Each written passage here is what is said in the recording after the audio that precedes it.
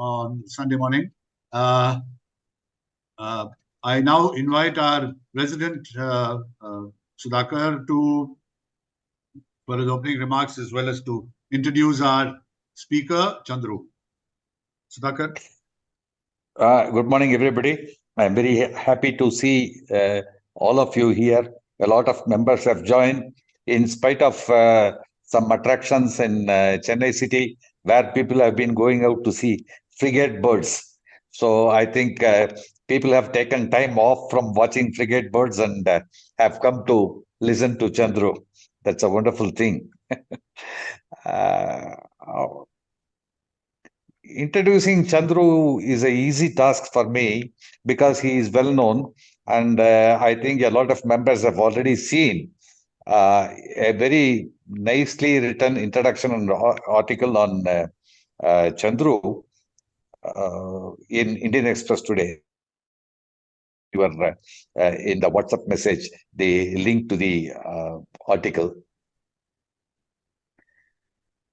S. Chandrasekaran is a banker.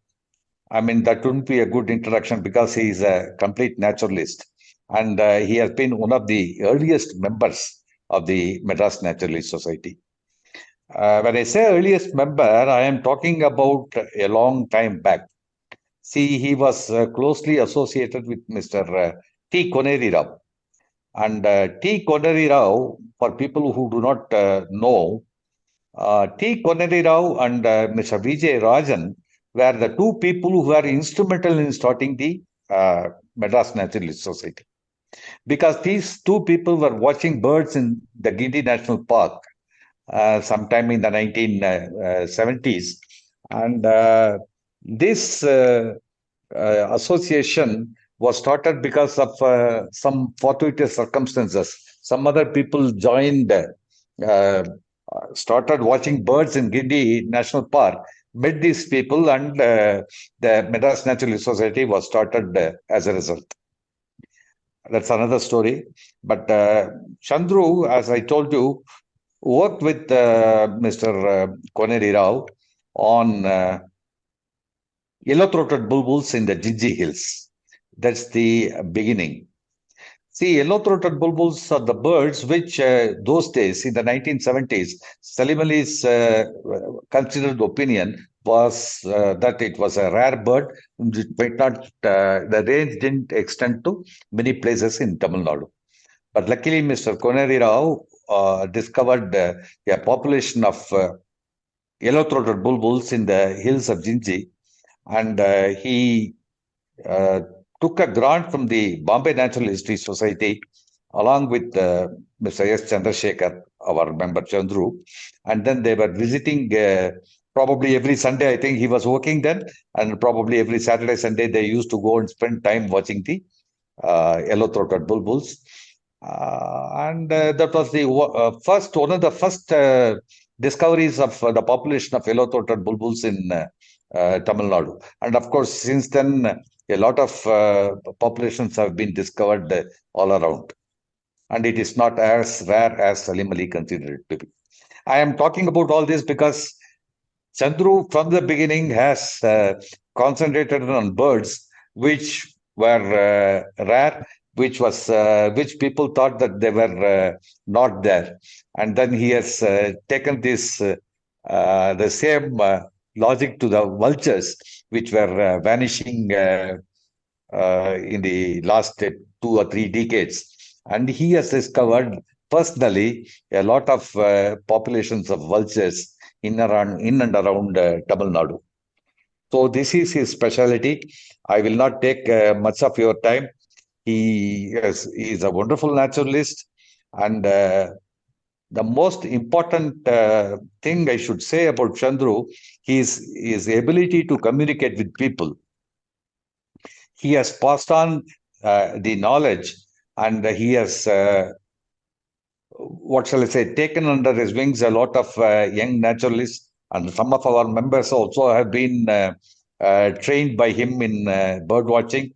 Not only that, he associates himself with the forest department and gives training to the forest staff, field staff. He takes a special interest for people who have been posted in the field, the forest department field staff, and then he gives them knowledge about the birds and wildlife and nature. And I think this is one of the reasons why Chandru is well known among the forest circles, and he has been entrusted with a lot of projects by the forest department for conducting surveys and all that. So, of course, he is an author of books. He gives talks to people, and then above all, he is a wonderful communicator of all wildlife knowledge to people around him. So we expect him to continue his work now that he is retired, and he has been he is free of his domestic duties now. He used to take care of his mother, and he was taking a lot of family responsibilities. So he has done what a lot of people wish we could do. He was posted in Satyamangalam in the Central Bank of India. He took a lot of interest. He has got thorough knowledge of the forest areas there. And though he is a man, from Chennai, he went and settled in Satyamangalam. And he is spending the past few years in Satyamangalam, and he has got a lot of contacts in and around Satyamangalam. So we wish him all the best. We are expecting him to do a lot of conservation work in Tamil Nadu, and I wish Madras Naturalist Society could take advantage of his knowledge and expertise. Maybe make a visit again to Satyamangalam and request him to show the vultures that he has discovered in and around Satyamangalam. So all the best, Chandru, in all your efforts. Nice. And yes. So Vijay can take over now. Thank you. Thank you, Sudhakar. Just wanted to add that when we had visited, there was a field trip to Satyamangalam soon after the death of Veerappan, and Chandru was there. It was so good that he was there because even the forest staff had not seen some of the shola and grasslands that we saw, and they were saying that was because they commented and said, and that is of course because they were scared to go because Veerappan was there. Well, it was a fabulous, fantastic trip. I still remember how we ended it at Tengamarada, and then suddenly saw the cattle move very quickly, and then we moved very quickly away from the waters that we were all thinking there, and within 2 minutes the Moyar came crashing down the hill. I still remember, and fabulous trip, fabulous trip. Thanks to Chandru. Chandru, the floor is yours. Kindly go ahead with your presentation. Thanks, Chandru. Okay, thank you. Nice of you, friends.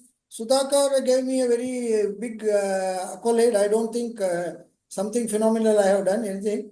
Fine, that's good. That shows he is very happy with me. Fine, I accept it. And thanks for Vijay for having arranged this nice Zoom session so that I can talk something about the vultures in Moyar Valley. As already Sudhakar has hinted, this is the only viable population south of the Vindhyas or south of the Deccan Plateau. If you leave central India, you have only a big viable population only in Moyar Valley of vultures. The resident vultures are the 4, which you will be seeing in as you come along the slide. And my book, which is written in Tamil, because the Tamil publisher was ready to publish it. So I gave him in Tamil. Actually, it was originally written in English. But then the publisher was very proactive, Kidakku Padipagam, run by Badri Seshadri, as everybody knows. And the editor there, Mr. Marudan, he was very, very cooperative, and he said, you are writing very well. Your writing is something unique. I want such a genre. So I will publish it, but you have to write in Tamil. So then I took over and made it in Tamil. So that this book and this vulture conservation work almost overlap each other. Probably the book has got the experiences in the field, then more like a textbook on vulture or vulture biology and all those, ecology or anything of that sort. Of course, some aspects will come while I am narrating certain other things also. Like, for example, the invasive alien species. That is you know about Prosopis joliflora, Lantana camera, Parthenium, and all these things. That will also come. Anyhow, that is the thing. So this study pertains, and this book also pertains to the Moyar Valley, the last refuge of vultures in southern India, beyond central India. That's, I mean, down south I'm talking about. Because Kerala has got a very few nesting colonies, like 2 or 3 nests, that too in Wayanad area in Kurchiyad. And Karnataka almost zero. Probably they may have 1 or 2 nests here and there, but they have not calculated it or found them out. And Andhra Pradesh is almost nothing, except 1 or 2 sightings of the vultures in the Srisailam Tiger Reserve and somewhere up in Adilabad. So that's a scenario now. Unlike northern India, we have got a very relict population, you can say, in a way, and they are almost in a closed area, and that's going to be a further problem in conservation, and easier also, as well as difficult also to manage things. So this is a study on the Moyar Valley population of vultures. And you know, vultures are known for their ability to soar in the thermals, and most of the encounters you have in the wild is when you see the vultures soaring above you or somewhere beyond you. If you are standing on a cliff or something like that, you can see the vultures soaring around you, or maybe below you, above you, all those things. And this is a white-rumped vulture, adult, soaring in the thermals. And this is, you know, that I just wanted to give you because everyone knows, and I need not give much information to especially members of MNS about vultures and birds, because they are very good in birds and other things. This is the adult white-rumped vulture. This is the long-billed vulture, adult. Again, the juvenile may not have that black neck, which is a very prominent feature in the adult. And then the red-headed vulture or the king vulture, Pondicherry vulture, whatever you call it. These are all the things. And another Egyptian vulture, of course, the thing is not there. I have not included that because the Egyptian vulture is very rare to find in Moyar Valley. But they are seen all along Tamil Nadu, somewhere here and there. Maybe in Tirunelveli also, maybe in Kanyakumari also, maybe around Tanjavur, or maybe other places also. 1 or 2 birds are seen regularly in those areas. So I have not included that in that. And then this is a migrant vulture, which we regularly encounter in the Moyar Valley, a cinereous vulture, juvenile. You can say subadult or a juvenile. And so these juvenile vultures have a tendency to roam around beyond their places of breeding or places of nesting or whatever you call it. Their home range, they leave that, and the juveniles tend to go a long way down. You might have even heard about a cinereous vulture in Kanyakumari. And this is the Moyar Valley in the drier times. I have not taken a picture of when it is very green, because that is going to give you a distorted picture of the landscape as such. Why the vultures are predominantly in this Moyar Valley, it will give a better picture. You can see the Moyar River running in between this hillocks. These are all the eastern Ghats taken from Sigur Plateau, probably from Kodana viewpoint or somewhere nearby around that place. And see the dryness of the terrain. Everything will be visible. Even a dead carcass will be visible for miles along, and even you can see what is moving, what is not moving, and all. So this is very easy for the vultures to scout and find out where the dead animal or the carcass or the kill by a carnivore can be found out and all. This is how the place looks in the drier season, maybe from April or March middle to June, before the advent of the this southwest monsoon. And this is how the Sigur Plateau. Sigur Plateau is the most crucial place, which is the breeding place for these vultures. We have got lot of nests only in the Sigur Plateau. Sigur Plateau adjacent to the town Masanagudi. In buffer zone of Mudumalai, now they call it buffer zone of Mudumalai. Earlier it was called the North Division of Coimbatore Forest Division, North Nilgiris. North Nilgiris division. It was earlier with Coimbatore. Then now it has been, because the logical thing is to annex it with the Mudumalai, because this runs contiguous to what Vijay was talking about, Tengumaragada. If you walk along the Sigur plateau, you can get down to Tengumaragada. And if you get down to Tengumaragada, you are almost at Satyamangalam Tiger Reserve. And on the other side, you have got that Kanakapura range of Bandipur. So all the three tiger reserves, and this is the connecting link. In fact, the Avarahalla corridor comes and joins into this place, the elephant corridor, and the elephants go via this place to Satyamangalam and Bhavanisagar and other places also. Mettupalayam also they can travel there. It's a huge landscape, which it's very difficult to explain in words. Anyone can refer the landscape. And this is a typical thorn forest, lowland thorn forest, like an African savanna. Unfortunate thing is we have got a lot of invasive alien weeds. In the, as I told you, the Prosopis, lantana, and Parthenium are, and even Upantia has come in huge numbers in this area. Unlike the plateau which was there about 50 or 60 years back. So this is the Sigur plateau. Behind is the Nilgiri hills. Probably the right hand end will be a Banad, and the left hand end it is not visible. That's Kodanad. That's how the line goes. And this is a dry stream bed. I have taken this picture exclusively during the dry season. See, this is how the stream bed. In the monsoon, all the streams are full. They are running and water will be cascading down. And some water may be even coming from Kalati and joining at Vadai or somewhere near. And then it will continue further down to Chamanatham and then right into the this buffer zone. And it will come down towards Moyar, somewhere near Mangalapatti or something. It will go down like that. So this is the stream bed. These stream beds are very crucial for the vultures. As you see on the right hand side, you are seeing a beautiful Terminalia Arjuna tree, that green tree which is standing up there. And that is a tree which is favored for nesting by the vultures, generally favored.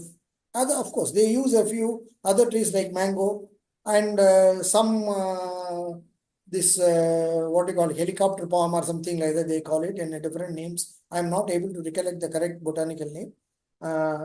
There are very few nests in the mango and other trees. Terminalia is the maximum favored tree by the vultures to build nests, because during the peak summer, the tree is a deciduous tree, of course. Because of that, the tree is barren. It's easy for the vulture to land and take off. There are no foliage interruptions and all those things. And of course, you get the natural warmth of the sun also for the eggs to hatch. Of course, they do incubate and they get more easily the thing. This is why this kadavus they call it. In the local language, the kadavu are the paths. You can say paths or the ditch or something like that. You can say similar canal like that. It's a huge stream that runs. Stream bed is called kadavu. In Tamil, they call it kadavu, arai kadavu. Then all places are kadavu, Jagli kadavu. See, the next one is another place, Jagli kadavu. This is how the Jagli kadavu is. You see the terminal trees on both the sides. Right in the center one, on the right one, on these sides bamboo and other thickets. These are all the places where the vultures. In one tree, there may be even 4, 5 or 6, 7 nests also. In one tree, I have seen at a particular point of time in 2014 or 15, mostly around 20 nests of that.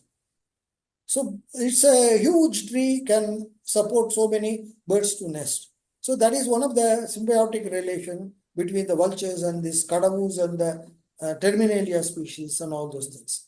But the problem now we are facing is the trees are getting lesser in number because of the natural degradation and degeneration and all those things. We need more and more trees to be propagated. Probably on their own, it will take more time. So we need to intervene, I think. A management intervention can be in that form. And of course, you know, the place is known for elephants. Everybody knows this is a huge elephant corridor connecting Kerala, Karnataka and Tamil Nadu. And elephants pass through all these places all these places, a lot of elephant corridors, about 4 or 6 elephant corridors are identified in this area alone. See, this goes up to Metupalayam on one side. The other goes up to Wayanad on the other side, and then towards Bandipur on the other side. So this is a congregation point, and you can say Satyamangalam, as Jan Singh used to always tell, Satyamangalam is a Sikh habitat, because all the things spill over into that area like that. So that is how it happens. And the foraging thing also happens periodically. See, Mudumalai will be favored up to October or so. Then all the animal, especially bigger herbivores like elephants and gaur, will come down towards Satyamangalam, where still the forest is green and you have got browse and some kind of a grass till March. Then March everything becomes dry, but still the Eastern Ghats holds good number of browse for these bigger herbivores, like in the form of Acacia leucophilia or the Hardwicca binata, whatever it is, acha tree or that wild velum, whatever you call. And these are all how that's how the system works. And of course, that's how you encounter elephants when you are going for your vulture study. See the Upanishya in front of the elephant, how much of this chapati kalli in Tamil they call it. This is a invasive alien weed that has overgrown in almost all the places and creating problems for even calves and other things because they scratch and all these things. And this is one of the effect of the IAS. I have described it in my book. So that's why in relevant to the book, I have included a few slides. This I will tell you. This elephant was a female elephant, lactating female, at Sivanatta Mariamman temple near Moyar. See, if I say these names, you may not know because I don't want to go into that because then it will become a very long lecture. And I'll have to tell you where Moyar is, where other places are there, how it is connected. So we will have it on different. You can write to me or you can tell me or whatever you can say. You can contact me through many sources and I will tell you. See, this is a place called Moyar on the northeastern slopes of the Nilgiris. That is very close to adjacent to the Satyamangalam Tiger Reserve. Part of Mudumalai Tiger Reserve, but adjacent to the Satyamangalam Tiger Reserve. The river Moyar divides both the places. That's all for your information.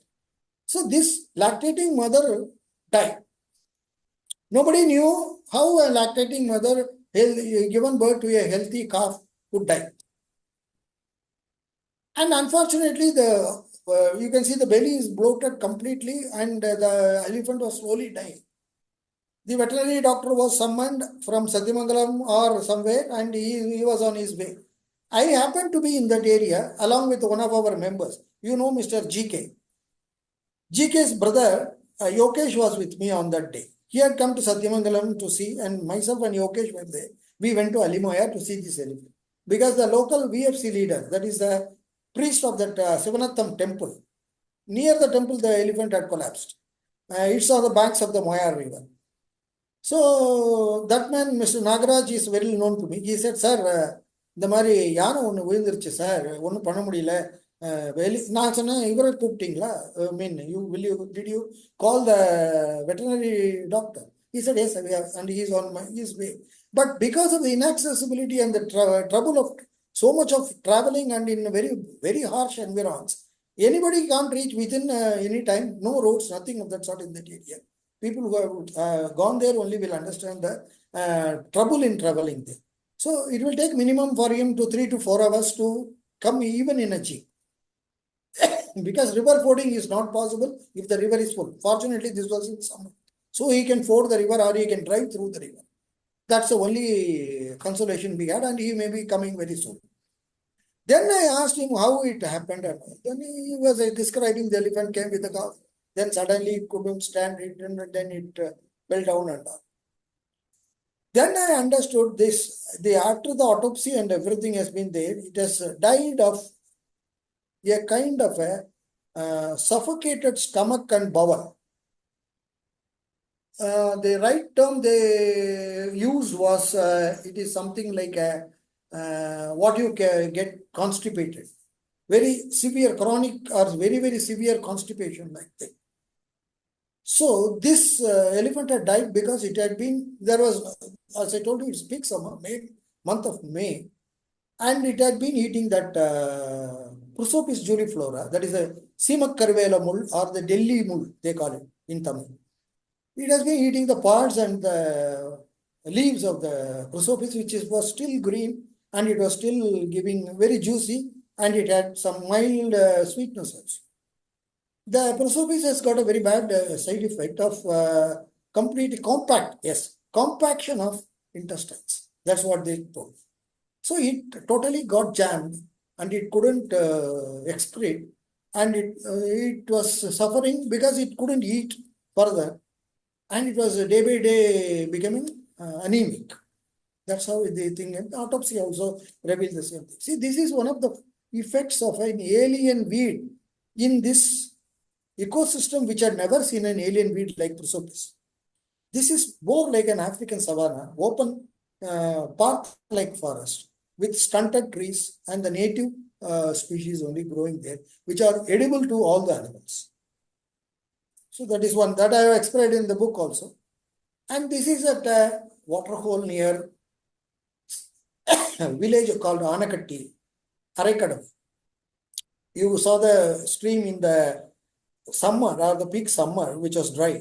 The same place in the monsoon, in the month of November or December. See the water and how the elephants came in. And myself and my another good friend. See, I want to tell you in this context, I want to tell you. Sudhakar was also telling.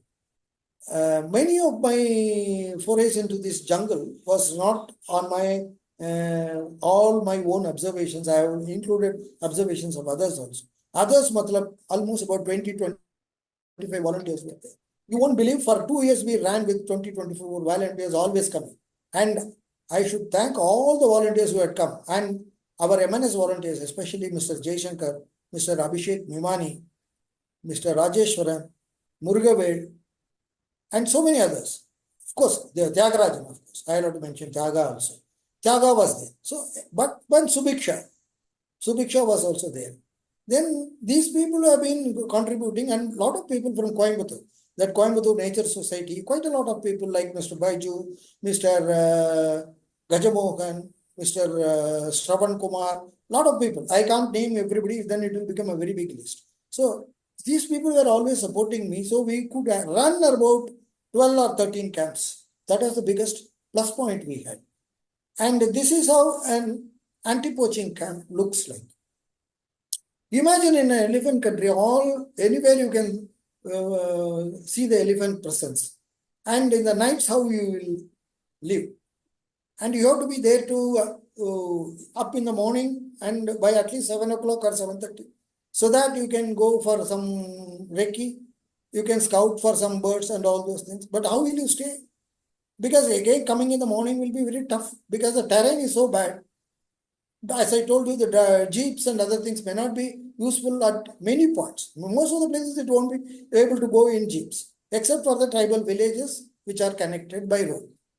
That you can go even by a bus. This is one of the nicest anti-poaching camps we ever had. And Abhishek will be certifying for this. He has been staying in almost all the camps, like our Jaishankar also. And then Rajeshwaran, a few times he had come, not many times. But then Subiksha also very few times.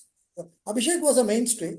He was almost like my lieutenant in most of the adventures and all those things. And this is one place called Jagalikadavu. Jagalikadavu anti-poaching camp. You can see the EPT, elephant-proof trenches before that. And we used to stay in that place and then go for the recce. And these are the anti-poaching watchers, the real protectors of this forest. Real why I am telling you, we have got a lot of people in the upper echelons of the hierarchy. I don't say that they are not doing anything, but the point is, these are the people who are going unarmed into this jungle day in and day out and trek almost 12 to 13 kilometers a day to find everything is okay, fine, and all those things. And these are the people who know the terrain well. If suppose a newly posted DFO, you would have read about the stories of Anna Doctor by Jaymogan. Like a DFO is coming there. If you tell him, go to Jagalikadavu today, there is a problem. He will not be knowing where Jagalikadavu itself is because he doesn't know the area. Whereas these people are the tribes of that area. They know everything. They know that place like the palm of their hand. In fact, the man on the left, the extreme left, is Mr. Nanjan, who has retired now as an anti-poaching watcher. This is the saddest part of it. That is what I say. Our NGOs like Madras Naturalist Society or whoever it is, Carrot Trust or whatever it is, they should take up such causes and try to help them. That's it. These are the people who really protect the forest, and these are the people who don't get enough remuneration or enough benefits. They don't even have insurance, I tell you. When something goes wrong in the forest, they die or they break their limb, no insurance for them. These are all the things which I want to tell you. I have talked about that in the book also. So I will come next. So this is the standardized protocol. The protocol we followed for this survey because it's very easy. See, this is for any kind of a species where you know very well the species is only confined to this area. It doesn't go beyond that. Here it is very easy. It is in Moyar Valley. That too in Nilgiri North or the buffer zone of Mudumalai. And the nesting also, everything is there only. And we can easily count the nest. We can count the birds and everything. So this standardized protocol is for that such kind of species. A species known to be restricted to a particular place. So we adopted that. That I don't want to give a long big lecture on the methodology and how we went through all these things. This anybody can find.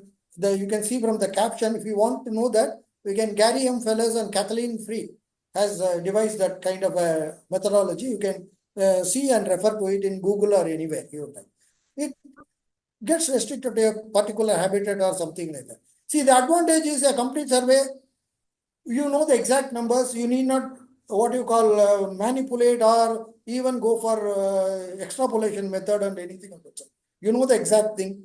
This many nests are there. This many things are there. You are 100% sure about it. Possibly plus or minus 2, maybe 1 or 2, very, very minor errors. The disadvantage is time and cost. As I told you, you need about 25-30 volunteers. We had a fantastic team. Hats off to the team. That's why I could talk so much about Moyar Valley now. Because of that team, I take this credit. Entire credit goes to the team also. See, this is the map of the survey. This is what I want you to know. This entire area. See, this side is Mudumalai, left side is Mudumalai, and this right side is Bhavanisagar Dam, the Satyamangalam Tiger Reserve. And I have named the 12 anti-poaching camps. 6 on the Satyamangalam side, 6 on the Mudumalai side. This is how we conducted the survey. All the anti-poaching camps, we had volunteers, we had anti-poaching watchers, we had even a few other foresters like forester or a guard or somebody like that in a few places, not every place. They came on their own interest and they participated. But our main strength was our volunteers like Abhishek, Jaishankar, Murugavel, Jaga, all these people, and our Subiksha and all. These were the people who came. Sometimes they could come, sometimes they could not come. So the other fellow will substitute for them. So this is how we were able to run it for about 2 years at a stretch.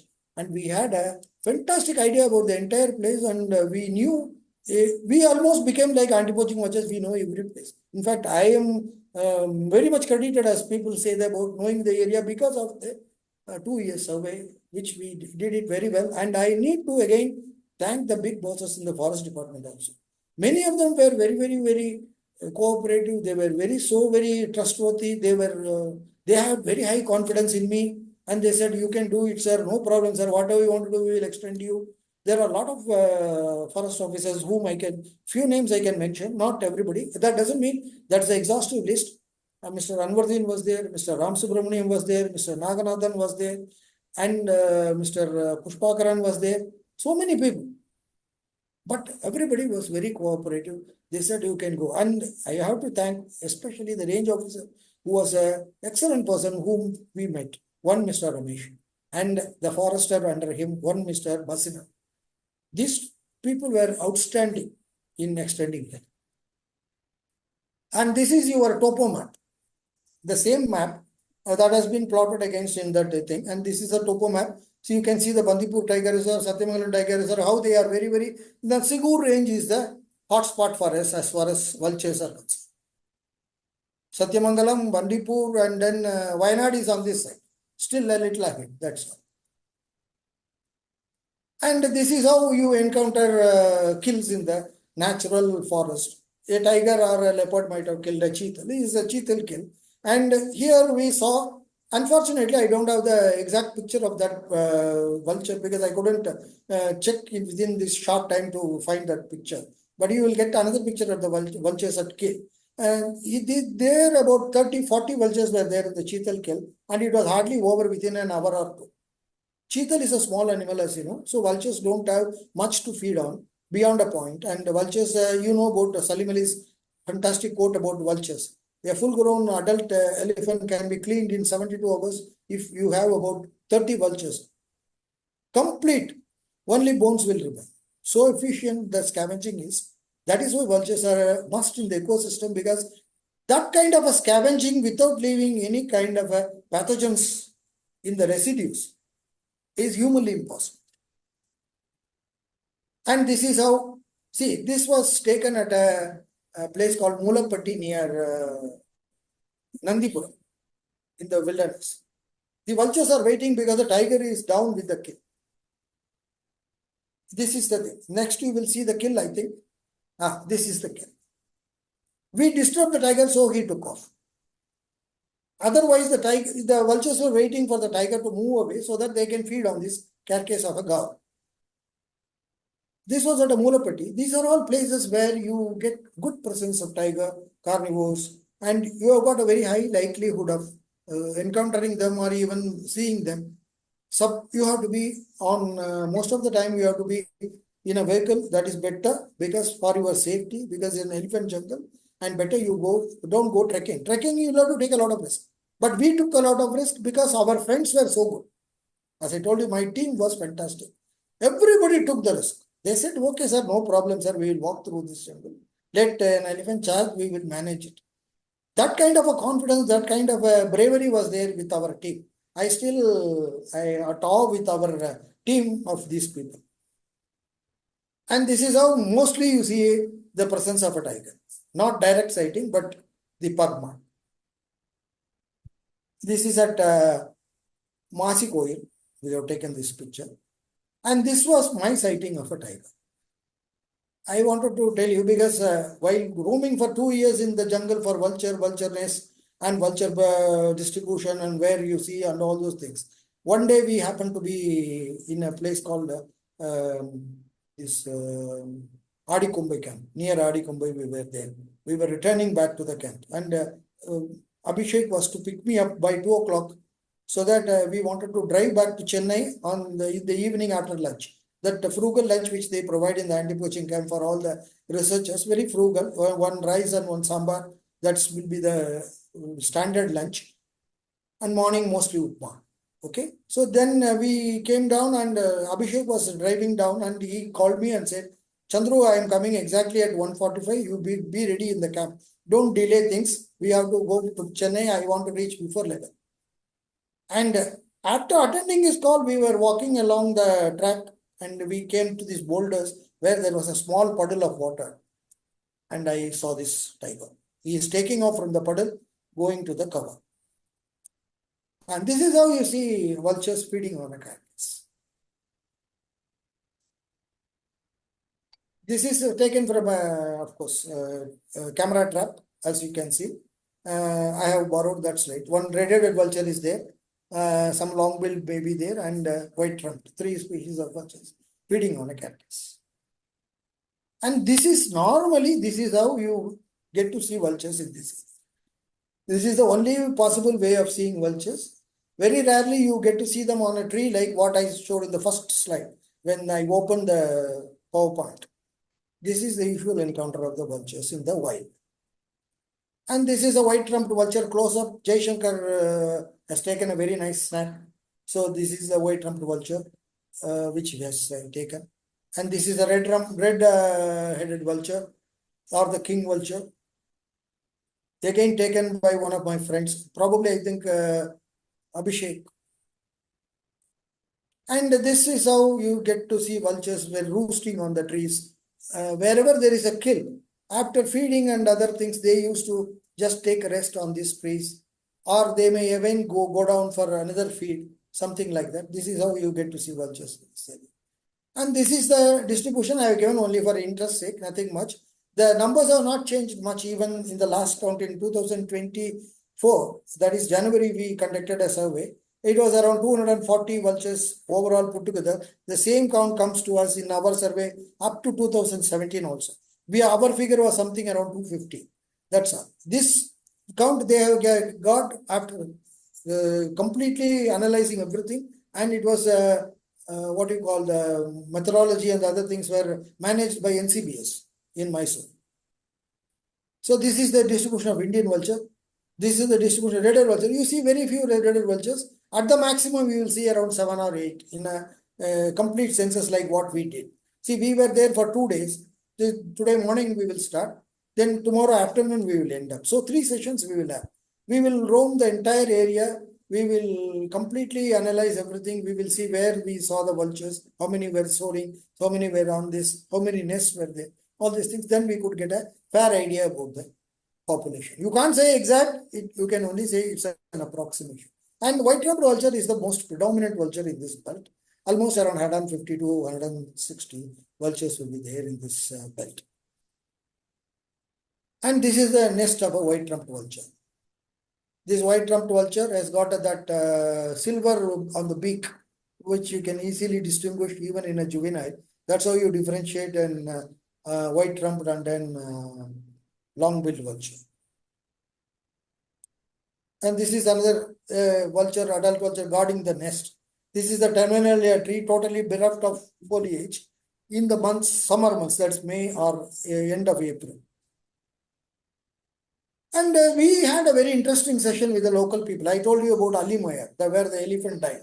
I was talking. This is a village of Moyar, the tribal village, right on the base of the Maidenad estate, not Kodanad. There is a neighboring estate called Maidenad. In the foothills of Maidenad estate is this Moyar, and it's very adjacent to Tengumaragada.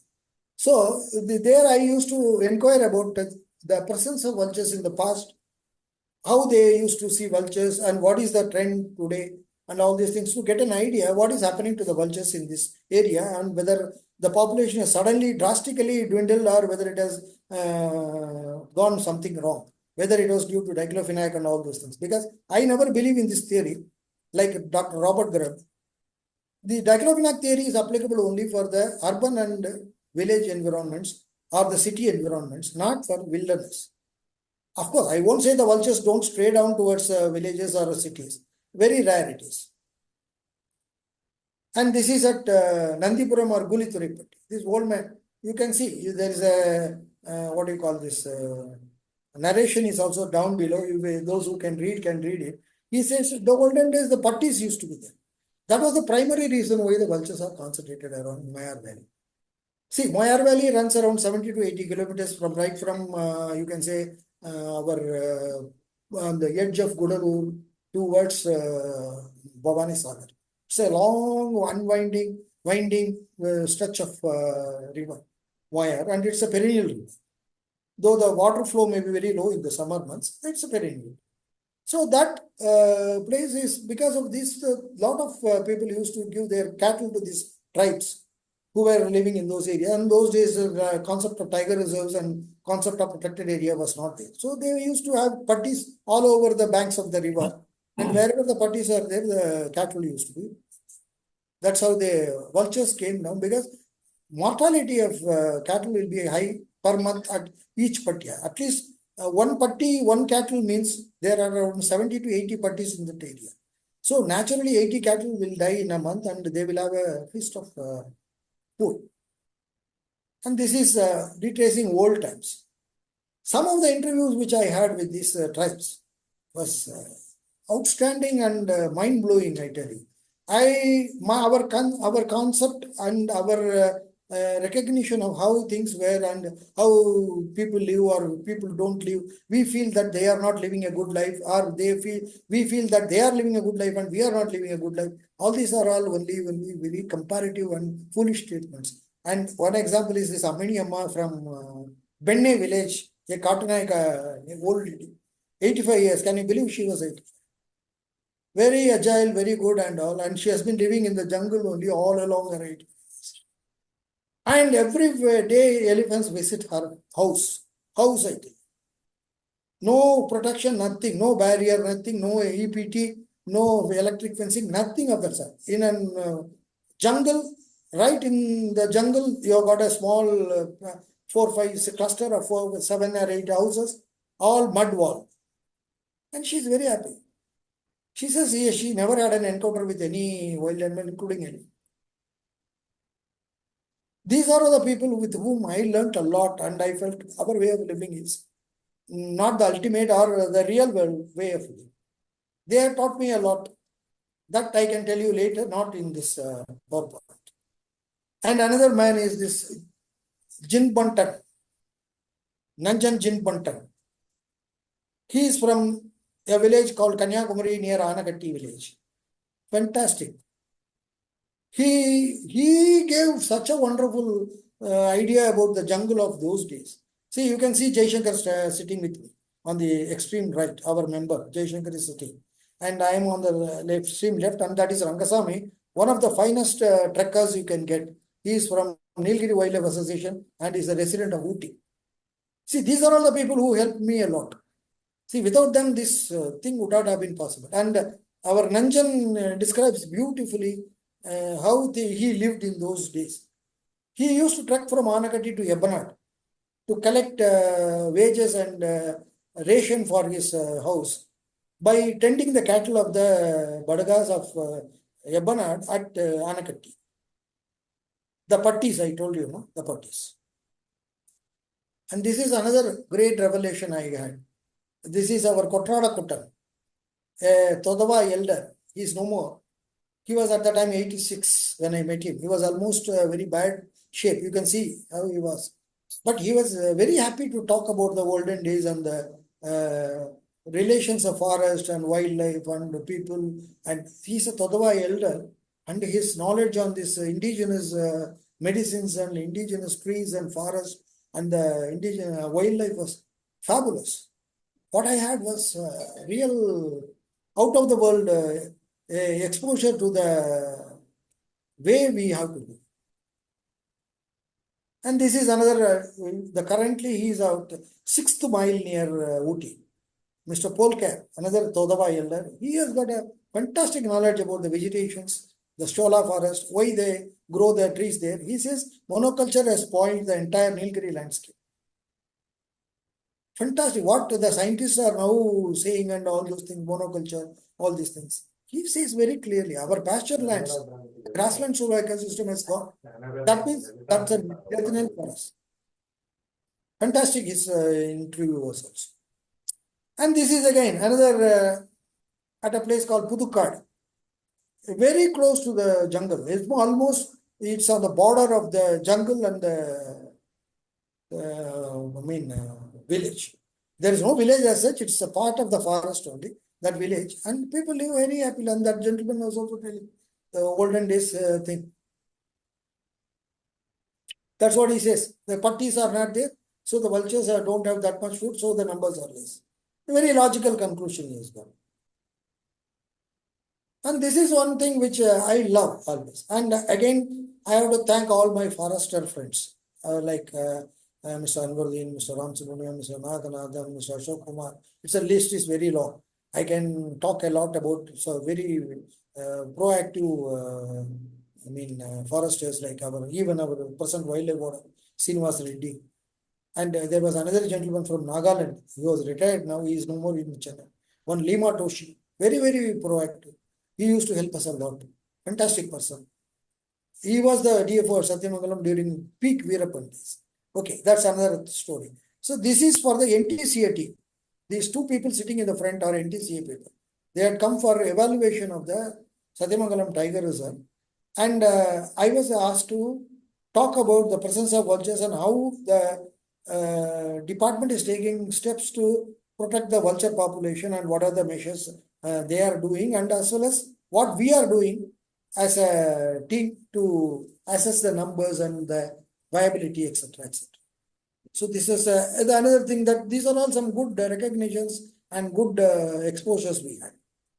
And this is at Ooty seminar conducted by Raptor and Research Foundation by Richard Nauroji and Ooty Arts College, headed by Professor Ramakrishna. So this there I gave the same what we are now talking about, the same thing I gave it as a PowerPoint there also. And this is the training, as Sudhakar was telling, the foresters.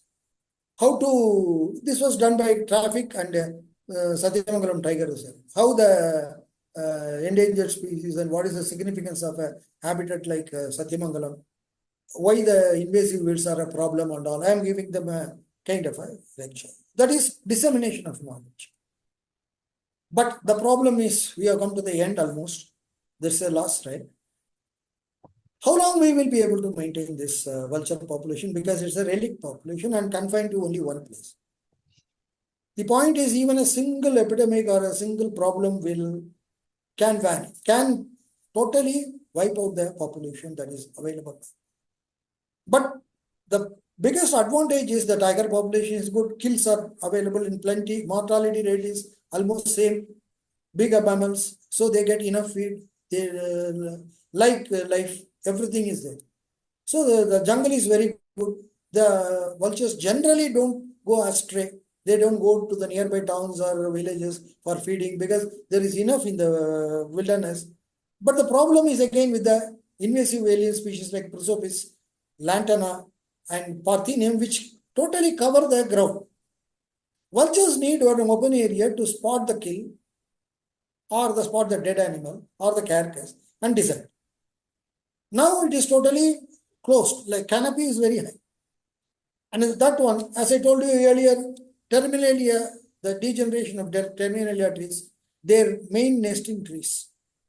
The numbers are not as high as it was about 40, 50 years back.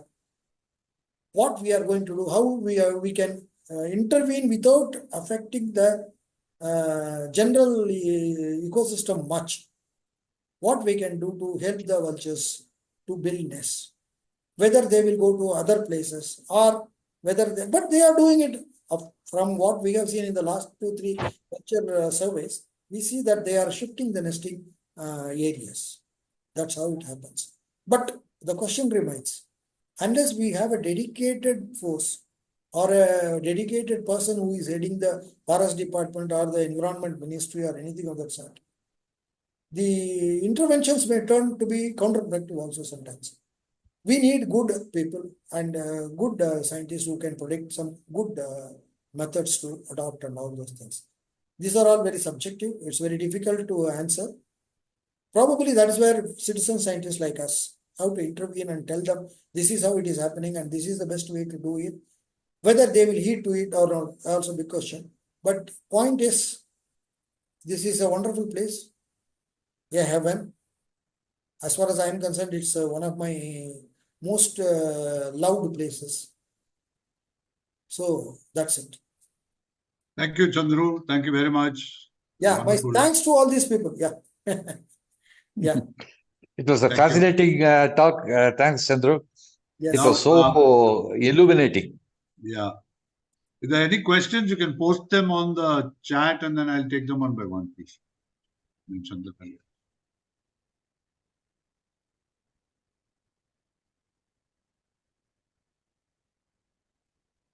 It's it's actually quite sad to hear from Chandru about how the invasive species, Lantana, especially our Prosopis juliflora, is killing all the Terminalia trees. I mean, this is sad. This is, and you can see it everywhere. I see it in most places. Mudumale now, I think, are trying to do something with reference to the lantana. They are harvesting it, and they are, I think, the Shola Trust there is making life-size structures of elephants, and they've been doing some work there. But then, like Chandru rightly said, there's plenty to God knows how many. Yeah. So here's the first question, Chandru. What is the estimated population of vultures in the valley? Somewhere around 250, you can say. Acha, okay. All 4 species put together? Yes, put together 250. White-rumped will be more, say, as I told you, around 160 to 170. Longbill will be somewhere around 20 to 30, and radiated will be around 20, and Egyptian will be very few, possibly Yeah. around 5. That's That's it. what you said. Then does Satyamangalam and Moyar have a population of Indian wolves? Which one? Does Satyamangalam and Moyar have a population of Indian wolves? I don't know. No. No. Yeah. No. Are there any concerted efforts to clear the invasive species of plants? No, that is again, I tell you. Yeah, I know. There is nothing very serious about it. They have Nobody's- some funds, they do some patches. They say 10 hectares you can clear this year. 10 hectares, where is the amount of invasion is very high comparatively. And what 10 acres or 10 hectares will do? Nothing will do. We need a concerted effort. This is where I think the corporate social responsibility comes into picture, and you have to root it out. See, you have to dig it from the roots. Correct. And remove them from that place itself. We should not allow regeneration. But unfortunately, now the rules are such that the NTCA says anything from the tiger reserve should not be transported without any prior permission. So all this unwanted red tapeism is a problem. Yeah. No, true. Yeah, In fact, this invasive species are man-made only. All this lantana camera, Parthenium, all came through our PL 480 fund from US. Everybody knows about it. I mean, Juliflora obviously was man-made. And Prosopis was planted by useless politicians because they thought they are going to give firewood for the rural folk. Yeah, firewood for burning for the rural people. That concept brought in Prosopis. Even they had aerial spraying of Prosopis seedlings. Yeah, I know. And we had long back when committee was set up by the Madras High Court, asking how the Seemai Karuvelam, which is Prosopis juliflora, was had to be cleared. I remember MNS had given a very simple memorandum or representation where we had said that as you remove, you plant native species, which they never do. Like Chandra rightly pointed out, they clear, but they don't clear from the roots. Yes. They just leave it as there. And the moment you clear, if you plant immediately the natural, the native species, then, there is a good chance, at least you could control the regeneration of the invasive species. But then they don't do that. That's another sad thing. Yeah. Anyway. Another thing is there. Because these invasive species have been there for more than 30-40 years, now animals have started feeding on them. I know. You talked about the elephant that died with the ate the pods. Yeah. See, because in in very harsh times, they don't have any alternative except to eat all these things. Correct. And now the elephants, as even Raman Sukumar the other day acknowledged in the elephant symposium that they have started eating the strip of the bark of eucalyptus and eat it. Occasionally. My God. See, eucalyptus is an alien tree again. Yeah, I know. But they become used to it. And lantana is being spread by the birds, especially laughing thrushes and bulbuls and all. They eat the berries very happily. They feel very happy about it because they are used to it. Yeah. Anything? Are going to see, this is a manifold attack you have to make on these invasive species and then remove them. It's not like removing them physically from one place and then keeping quiet. Because the animals propagate it more fast than other means. Yeah. Anyway. Any other questions, please? Yeah. Okay, I think we are done with the questions. And 1 second, I think. I'm seeing one. Would it be possible for MNS to plan a field trip with Chandra sir to observe vultures? Yes, we can plan. Yeah, we have to plan it, that sir. You have to tell me in advance, and we have to talk to the concerned DFO. What is the best period? What is the best time of the year to go? That is what I am telling you. See, if we want to see really vultures and nesting and all, we can't go in huge numbers because they are also right in a way. They say that not more than 4 or 5 people should go to the nesting area. If we go in 20s and 30s and 40s, then it will become an issue. The vultures may get agitated. No, non-nesting time, which is the best? Normally, November, December is good because the weather is pleasant. Yeah, and But if you non-nesting. want to see more vultures, you have to come in the drier month, like Correct. April, May, when they are soaring in the sky.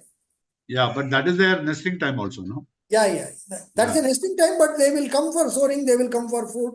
They have to Correct. feed the chicks, no? So they will be gathering a lot of food from other places and they will be flying back to the nest and all. So you will have more movement during the nesting time. Yeah, so we can probably stay at a place where the nesting, we do not disturb the nesting activities, but and yet observe. Yeah. I'll talk to you, Chandru, about. Okay, yeah, sure. okay. Sure. All right. Okay, then thank you all very much for having me in here. And thank you, Chandru, especially for such a wonderful presentation. And I'm sure there are a lot more stories that you can share with us. So look forward to that again. All right. And thank you all very much again and have a great Sunday. Yeah, thank you. Nice of you. Thank you. Thank you, Chandru. That was lovely. Thank you.